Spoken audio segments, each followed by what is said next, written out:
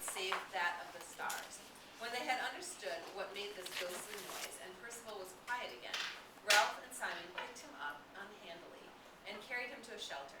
Piggy hung about near for all his brave words, and the three bigger boys went together to the next shelter. They lay restlessly and noisily among the dry leaves, watching the patch of stars that was the opening toward the lagoon. Sometimes a little one cried out from the other shelters, and once a big one spoke in the dark. Then they too fell asleep. A sliver of moon rose over the horizon, hardly large enough to make a path of light even when it sat right down on the water. But there were other lights in the sky that moved fast, winked, or went out, though not even a faint popping came down from the battle fought at 10 miles height. But a sign came down from the world of grown-ups, though at the time there was no child awake to read it.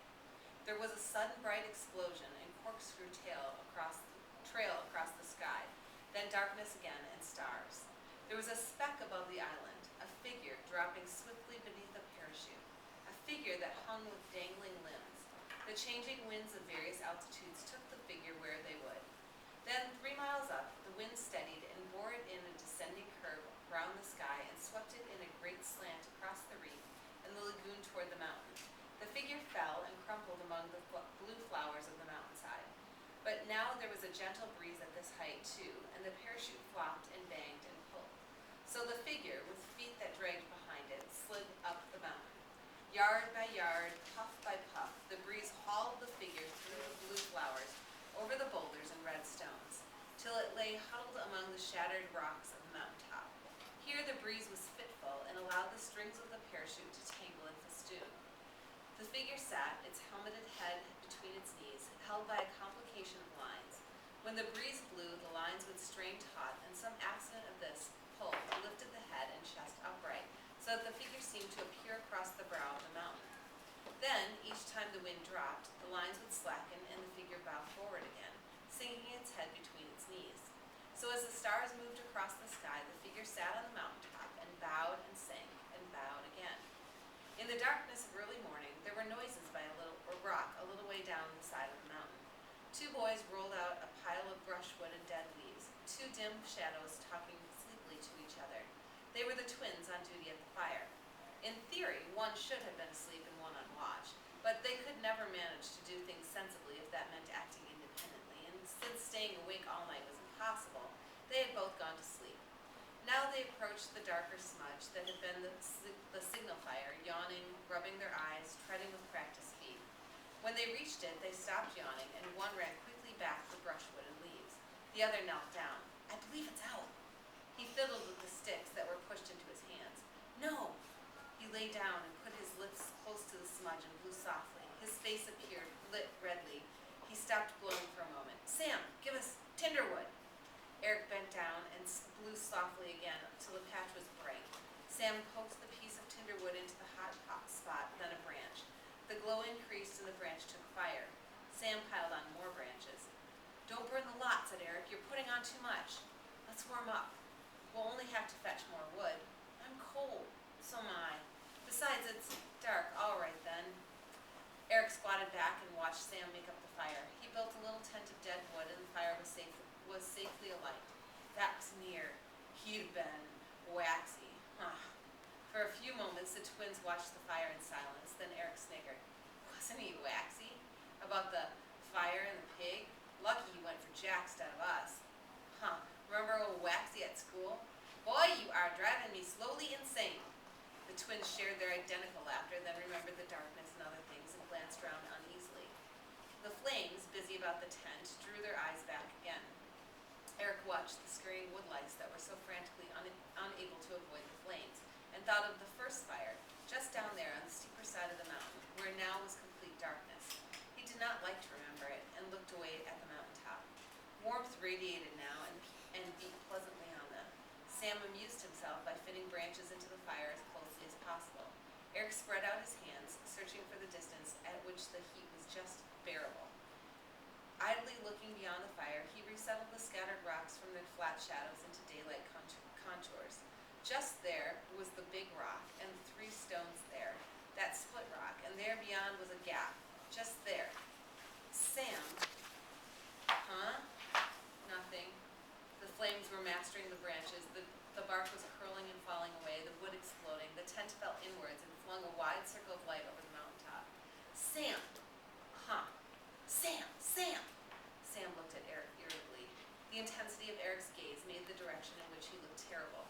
Sam had his back to it. He scrambled around the fire, squatted by Eric, and looked to see.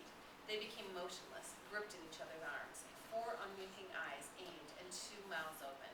Far beneath them, the trees of the forest sighed, then roared. The hair on their heads fluttered and flames blew out sideways from the fire. 15 yards away from them came the plopping noise of the fabric blown open. Neither of the boys screamed, but the grip of their arms tightened and their mouths grew peaked. For perhaps 10 seconds they crouched like that while the flailing fire sent smoke and sparks and waves of inconstant light over the top of the mountain.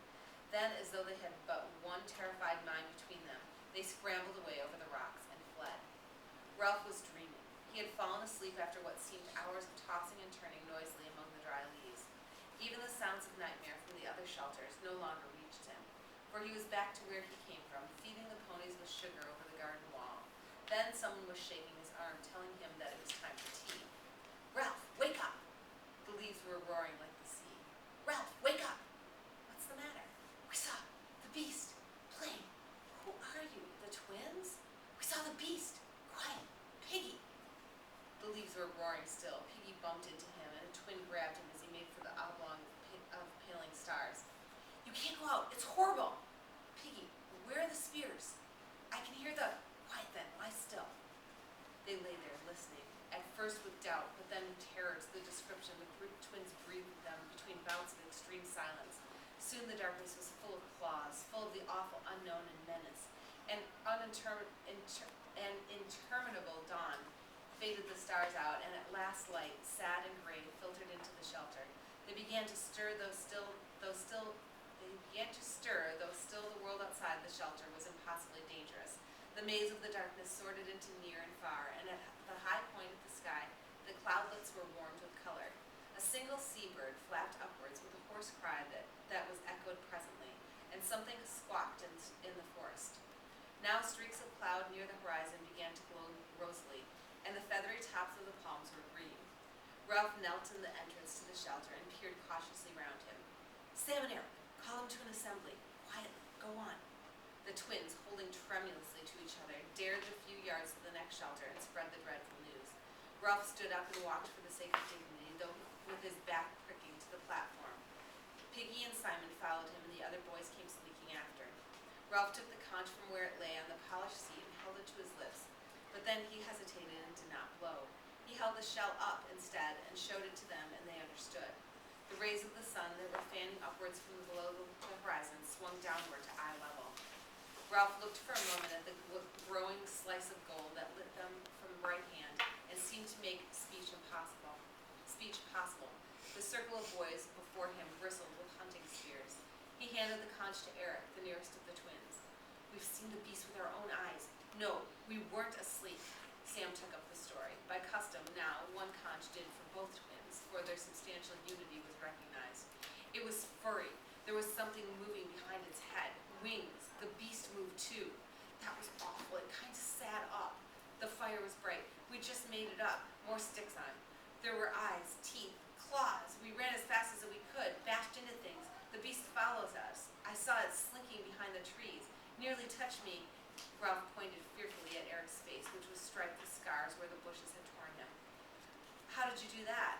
Eric felt his face. "I'm all rough. Am I bleeding?" The circle of boys shrank away in horror.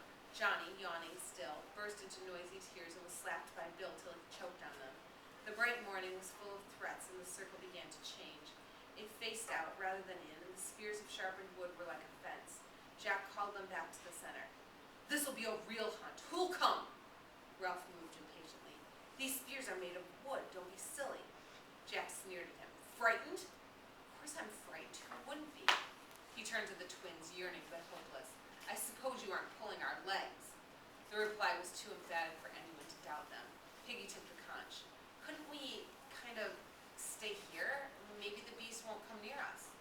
But for the sense of something watching him, Ralph would have shouted at him. "Stay here? And be cramped into this bit of the island, always on the lookout? How should we get our food? And what about the fire?" "Let's be moving," said Jack relentlessly. "We're wasting time." "No, we're not. What about the little uns?" "Sucks to the little uns." "Someone's got to look after them." "Nobody has so far." "There was no need. Now there is. Piggy'll look after them." "That's right. Keep Piggy out of danger." The rest of the boys were looking from Jack to Ralph curiously. And another thing, you can't have an ordinary hunt because the beast doesn't leave tracks. If it did, you'd have seen them. For all we know, the beast may swing through the trees like what's-its-name. They nodded. So we've got to think. Piggy took off his damaged glasses and cleaned the remaining lens. How about us, Ralph? You haven't got the conch. Here. I mean, how about us? Suppose the beast comes when you're all away. I can't see proper, and if I get scared, Jack broke in contemptuously. You're always scared. I got the conch. Conch, conch, shouted Jack. We don't need the conch anymore. We know who ought to say things. What good does Simon do speaking, or Bill, or Walter? It's time some people knew they've got to keep quiet and leave deciding things to the rest of us. Ralph could no longer ignore his speech. The blood was hot in his cheeks. You haven't got the conch, he said. Sit down. Jack's face went so white that the freckles showed his clear brown flecks. He licked his lips and remained standing. This is a hunter's job. The rest of the boys watched intently. Piggy, finding himself uncomfortably embroiled, slid the conch to Ralph's knees and sat down. The silence grew oppressive and he held his breath. This is more than a hunter's job, said Ralph at last, because you can't track the beast, and don't you want to be rescued? He turned to the assembly. Don't you all want to be rescued? He looked back at Jack. I said before, the fire is the main thing. Now the fire must be out. The old exasperation saved him and gave him the energy to attack. Hasn't anyone got any sense? We've got to relight that fire. You never thought of that, Jack, did you? Or don't any of you want to be rescued? Yes, they wanted to be rescued. There was no doubt about that, and with a violent swing to Ralph's side, the crisis passed. Piggy let out his breath with a gasp, reached for it again and failed. He lay against a log, his mouth gaping, blue shadows creeping around his lips. Nobody minded him. Now think, Jack, is there anywhere on the island you haven't seen? Unwillingly, Jack answered. There's only, but of course, you remember, the tail end part, where the rocks are all piled up. I've been near there. The rocks make a sort of bridge. There's only one way up, and the thing might live there. All the assembly talked at once. Quite, all right, that's where we'll look. If the beast isn't there, we'll go up the mountain and look, and light the fire. Let's go. We'll eat first, then go, Ralph paused. We'd better take spears. After they had eaten, Ralph and the Biggins set out along the beach. They left Piggy propped up on the platform. This day promised, like the others, to be a sunbath under a blue dome. The beach stretched away before them in a gentle curve till perspective drew it into one with the forest. For the day was not advanced enough to be obscured by the shifting veils of mirage. Under Ralph's direction, they picked up a careful way along the palm terrace, rather than dare the hot sand down by the water. He let Jack lead the way, and Jack trod with theatrical caution, though they could have seen an enemy 20 yards away. Ralph walked in the rear, thankful to have escaped responsibility for the time. Simon, walking in front of Ralph, felt a flicker of incredulity. A beast with claws that scratched, that sat on a mountaintop, that left no tracks and yet was not fast enough to catch salmon air. However, Simon thought of the beast. There rose before his inward sight the picture of a human at once heroic and sick. He sighed. Other people could stand up and speak to an assembly, apparently, without that dreadful feeling of the pressure of personality. Could say what they would as though they were speaking to only one person. He stepped aside and looked back. Ralph was coming along, holding his spear over his shoulder. Diffidently, Simon allowed his pace to slacken until he was walking side by side with Ralph and looking up at him through the coarse black hair that now fell to his eyes. Ralph glanced sideways, smiled constrainedly as though he had forgotten that Simon had made a fool of himself, then looked away again at nothing. For a moment or two, Simon was happy to be accepted, and then he ceased to think about himself. When he bashed into a tree, Ralph looked sideways impatiently, and Robert sniggered. Simon reeled, and a white spot on his forehead turned red and trickled. Ralph dismissed Simon and returned to his personal hell. They would reach the castle sometime, and the chief would have to go forward. Jack came trotting back. We're in sight now. All right, we'll get as close as we can. He followed Jack toward the castle, where the ground rose slightly. On their left was an impenetrable tangle of creepers and trees. Why couldn't there be something in that? Because you can see. Nothing goes in or out. What about the castle then? Look. Ralph parted the screen of grass and looked out. There were only a few more yards of stony ground, and then the two sides of the island came almost together so that one expected a peak of headland. But instead of this, a narrow ledge of rock, a few yards wide and perhaps 15 long, continued the island out into the sea. There lay another of those pieces of pink squareness that underlay the structure of the island. This side of the castle, perhaps 100 feet high, was the pink bastion they had seen from the mountain top. The rock of the cliff was split, and the top littered with great lumps that seemed to totter. Behind Ralph, the tall grass had filled with silent hunters. Ralph looked at Jack. "You're a hunter." Jack went red. "I know. All right." Something deep in Ralph spoke for him. "I'm chief. I'll go. Don't argue." He turned to the others. You hide here. Wait for me." He found his voice tended either to disappear or to come out too loud. He looked at Jack. "Do you think?" Jack muttered. "I've been all over. It must be here." "I see." Simon mumbled confusedly. "I don't believe in the beast." Ralph answered him politely, as if agreeing about the weather. "No, I suppose not." His mouth was tight and pale. He put back his hair very slowly. "Well, so long." He forced his feet to move until they had carried him out on the neck of the land. He was surrounded on all sides by chasms of empty air. There was nothing to hide. There was nowhere to hide, even if one did not have to go on. He paused down the narrow neck and looked down. Soon, in a matter of centuries, the sea would make an island of the castle. On the right hand was the lagoon, troubled by the open sea, and on the left, Ralph shuddered. The lagoon had protected them from the Pacific, and for some reason only Jack had gone right down to the water to the other side. Now he saw the landsman's view of the swell, and it seemed like the breathing of some stupendous creature. Slowly the water sank among the rocks, revealing pink tables of granite, strange growths of coral, polyp, and weed. Down, down the waters went, whispering like the wind among the heads of the forest. There was only one flat rock there, spread like a table, and the water sucking down on the four weedy sides made them seem like cliffs. Then the sleeping Leviathan breathed out, the waters rose, the weed streamed, and the water boiled over the table rock with a roar. There was no sense of the passage of waves, only this minute-long fall and rise and fall. Ralph turned away to the red cliff. They were waiting behind him in the long grass, waiting to see what he would do. He noticed that the sweat in his palm was cool now, realized with surprise that he did not really expect to meet any beast, and didn't know what he would do about it if he did. He saw that he could climb the cliff, but this was not necessary. The squareness of the rock allowed a sort of plinth around it, so that to the right, over the lagoon, one could inch along a ledge and turn the corner out of sight. It was easy going, and soon he was peering round the rock. Nothing but what you might expect: pink, tumbled boulders with guano layered on them like icing, and a steep slope up to the shattered rocks that crowned the bastion. A sound behind him made him turn. Jack was edging along the ledge. Couldn't let you do it on your own."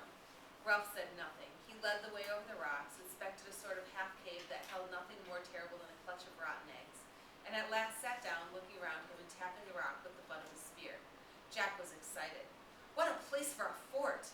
A column of spray wetted them. "No fresh water." "What's that then?" There was indeed a long green smudge halfway up the rock. They climbed up and tasted the trickle of water. "You could keep a coconut shell there, filling all the time." "Not me. This is a rotten place." Side by side they scaled the last height to where the diminishing pile was crowned by the last broken rock. Jack struck the near one with his fist, and it grated slightly. "Do you remember?" Consciousness of the bad times in between came to them both. Jack talked quickly. "Shove a palm trunk under that, and if an enemy came, look!" 100 feet below them was the narrow causeway, then the stony ground, and the grass dotted with heads, and behind that, the forest. "One heave," cried Jack, exulting, and whee! He made a sweeping movement with his hand. Ralph looked toward the mountain. "What's the matter?" Ralph turned. "Why? You were looking. I don't know why. There's no signal now, nothing to show." "You're nuts on the signal." The taut blue horizon encircled them, broken only by the mountaintop. "That's all we've got." He leaned his spear against the rocking stone and pushed back 2 handfuls of hair. "We'll have to go back and climb the mountain. That's where they saw the beast." "The beast won't be there." "What else can we do?" The others, waiting in the grass, saw Jack and Ralph unharmed and broke cover into the sunlight. They forgot the beast in the excitement of exploration. They swarmed across the bridge and soon were climbing and shouting. Ralph stood now, one hand against an enormous red block, a block large as a mill wheel that had been split off and hung tottering. Somberly he watched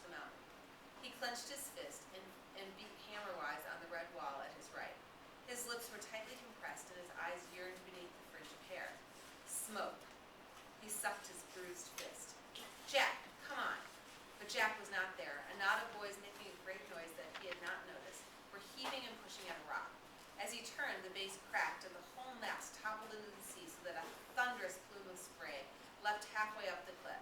Stop it! Stop it! His voice struck a silence among them. Smoke! A strange thing happened in his head. Something flittered there in front of his mind like a bat's wing, obscuring his head, obscuring his idea. Smoke! At once, the ideas were back and the anger. We want smoke and you go wasting your time. You roll rocks. Roger shouted, we've got plenty of time. Ralph shook his head. We'll go to the mountain. The clamor broke out. Some of the boys wanted to go back to the beach. Some wanted to roll more rocks. The sun was bright and danger had faded with the darkness. Jack, the beast might be on the other side. You can lead again. We could go by the shore. There's fruit. Bill came up to Ralph. Why can't we stay here for a bit? That's right. Let's have a fort. There's no food here, said Ralph, and no shelter, not much fresh water. This would make a wizard fort. We can roll rocks right into the bridge. I say we'll go on, shouted Ralph furiously. We've got to make certain we'll go now. Let's stay here. Back to the shelter. I'm tired. No! Ralph struck the skin off his knuckles. They did not seem to hurt. I'm chief. We've got to make certain. Can't you see the mountain? There's no signal showing. There may be a ship out there. Are you all off your rockers? Mutinously, the boys fell silent or muttering. Jack led the way down the rock and across the bridge.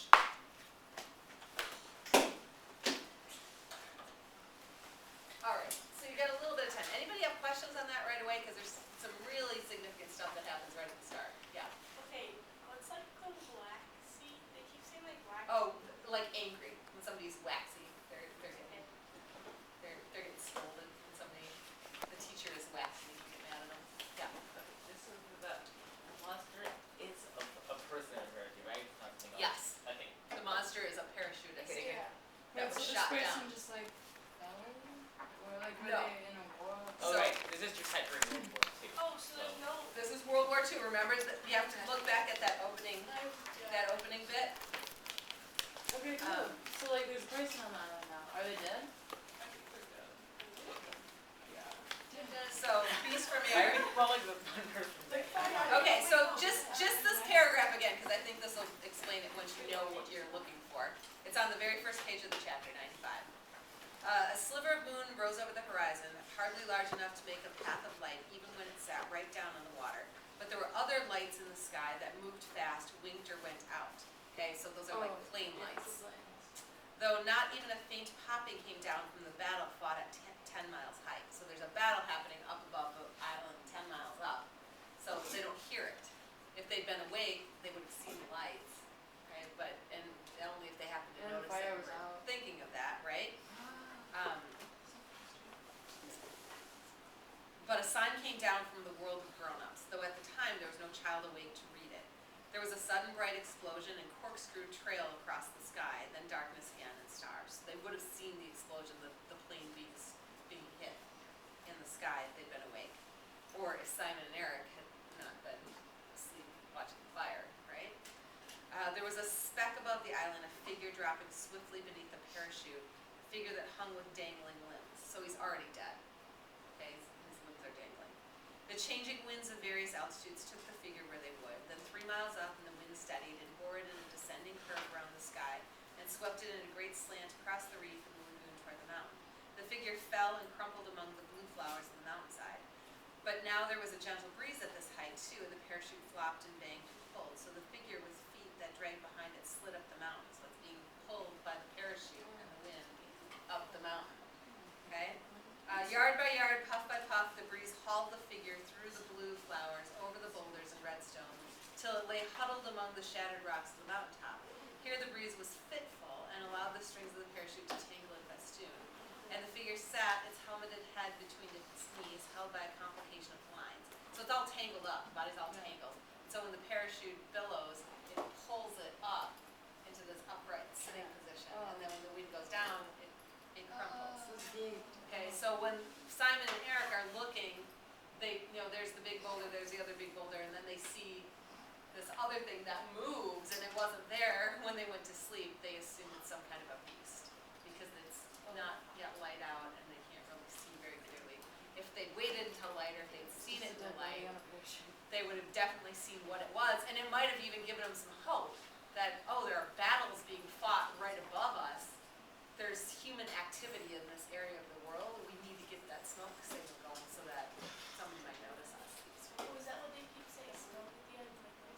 Cause Ralph is like, we gotta keep the smoke going.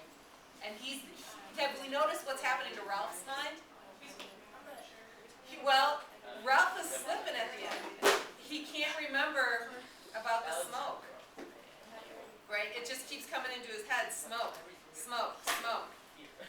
But he can't articulate it. He's starting to he's beginning to start to struggle with holding on to his civilized thoughts as well. Okay, he seems to be the only one, he and Piggy are the only ones that seem to understand, and Simon, that they need to keep that smoke going. And he's having a harder time fighting, kids throwing a huge boulder down the cliff of a mountain and watching it splash into the ocean. That's huge fun. I mean, even adults would enjoy watching that happen. So the lure of that kind of fun Oh wait, compared to going off and chasing a beast. They were throwing rocks They down rolled the a mountain. huge boulder down from the top of the mountain and watched it splash into the ocean. Alright, so sometimes I think it's helpful if you go back. I know it's more time consuming, but if you spend another 20 minutes just reading through it, skimming over, just making sure that you understand what happens on each page. Sometimes I I like think to it'll read help. summaries online. What's that? Sometimes reading summaries like online. Yeah. Is it? Sometimes it'll help if I don't like to have things blown for me before I read it, but if that's gonna help you to watch for certain things and understand better to read. Oh, I usually read that after. But I would read it after, and then reread if you need to go back and, like, if you didn't get that was a parachutist in the beginning, Good morning, The rest of Missy. the Just chapter, I a can quick see why it's not reminder good. about the college app workshop or college essay workshop that Mrs. Kelly and Mrs. Evans will be putting on in the cafeteria during the answer block. This is for seniors and